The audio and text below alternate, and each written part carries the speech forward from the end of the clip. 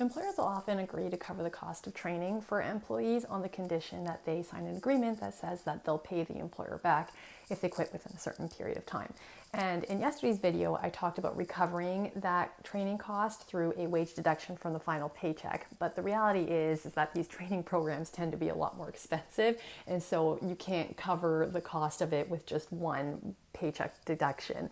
And so the agreement will usually say that the balance will have to be paid back by the employee after the fact, failing which the employer could come after the employee in court, so sue for damages. But there are very strict rules around that as well. And so courts will not enforce that kind of repayment obligation if any of these 5 issues are present. The first is that you have to have entered into the agreement voluntarily. So the employer couldn't both force you to take the training and also force you to sign a repayment agreement.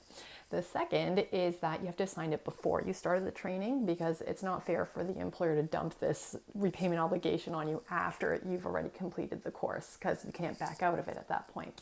The third is that there has to have been mutual benefit from the training. So that means you also personally got some helpful skills that you could take with you for the rest of your career to other workplaces. If the training was so specialized that it was really only useful at your current employer, then again, it's not really fair for them to come after you for repayment.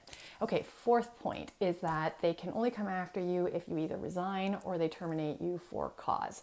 Not really fair to come after you if they're the ones pulling the plug on the relationship on a without cause basis or constructive dismissal.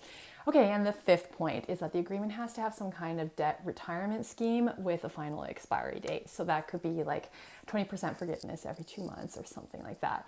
The point is that the employer is also recouping their investment in you over time. So it's not fair for them to keep this debt hanging over you indefinitely.